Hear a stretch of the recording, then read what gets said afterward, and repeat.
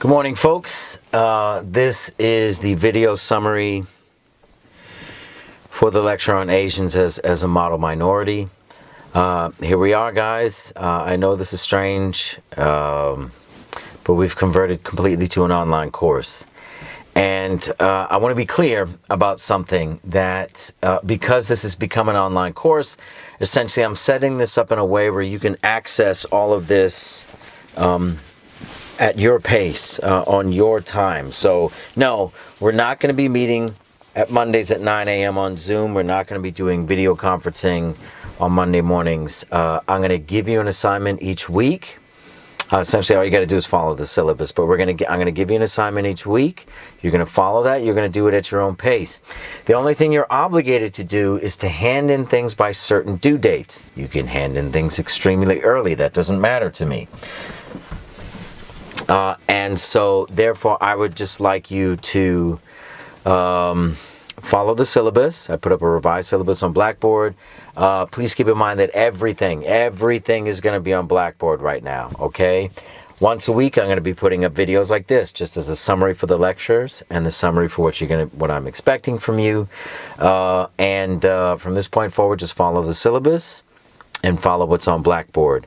Generally speaking, each week, each Monday, you're going to open up Blackboard, you're going to open up course documents, you're going to look at the lecture, you're going to read the reading for that week, and you're just going to take notes on the lectures, okay? So for this week, the lecture is about Asians as model minorities. There's a lot that I wanted to discuss during this lecture in order to make sense of it, but what I wanted you to get out of this is essentially that this piece that was written in the 1960s, by Peterson, he was a person that you could say had good intentions.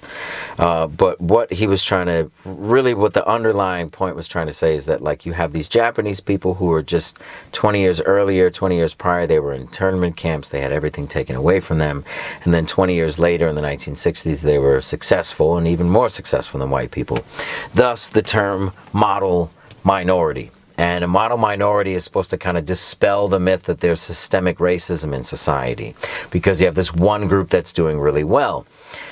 And so what's being said, and you could see it in the reading, where Peterson's kind of saying, like, what's going on with the rest of you guys? What's going on with the rest of you minorities? How come you guys aren't doing well? And so this starts a myth in the United States that if Asians can do it, then black people can do it, then Latino people can do it, then everyone else can do it. If they can do it, you can do it, and there's no such thing as systemic racism. This is the problem with the model minority myth, and it neglects a lot of things, including the fact that particularly after 1965, after we stopped redlining and after we started letting people into neighborhoods that are traditionally white neighborhoods, especially white suburbs, Asians were the first. East Asians in particular, Japanese, Chinese, and Korean, in the 1960s and 70s were the first to be let in to suburban neighborhoods because they looked similar to white people, similar economic status.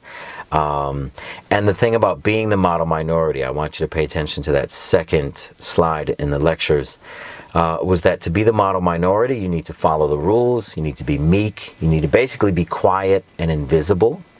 Don't make any fuss, don't protest anything, and that's what makes you a model minority. And so that's kind of what is expected of Asians in American society nowadays, is to be quiet, do well, do good at math, shut up, don't protest anything. We kind of don't want to see you. This is what American society has told Asians since the 1970s, and this is what has allowed them into the better school districts in Long Island, for example. You look at Jericho High School is 40% East Asian, and that didn't happen overnight. That happened over decades, and that was a slowly letting in of people that, essentially white people would say, like, yeah, we like them because they're quiet. They don't make any fuss. They don't protest much. And so I want you to pay attention to that lecture. Please look at the additional thing by Christoph, the New York Times piece that was written in 2015, which is kind of like negating the idea of white privilege. And because what's being argued is that if white privilege exists, why are Asians doing so well? So because Asians are doing so well, and if you notice in the lecture, doing better in education, doing better in income, etc. If Asians are doing so well, then again, same argument, racism doesn't exist. Overall, I'm trying to kind of dispel that as a myth. There's part of the reason for that success is the fact that you have American society that lets Asians in the door to the good schools, to the good facilities, while everybody else still remains very much segregated, very much, you know, stuck to certain neighborhoods, etc. And interestingly enough, you can notice that, like, you know, like outside of San Francisco, you know, find me a Japanese neighborhood. A neighborhood in the United States that's like mostly Japanese, that doesn't really exist.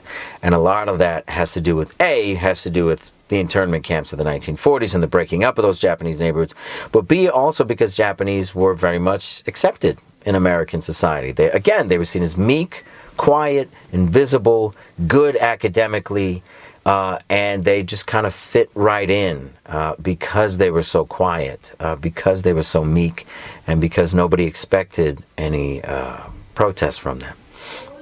So from this point forward in the class, all lectures will be on assignments. Will be under course documents. Please pay attention to the readings you are still required to read because I will be testing you on those things. Next week, on March 30th, there will be a midterm exam that will also be under the assignments tab on Blackboard. I will make it available at 9 a.m.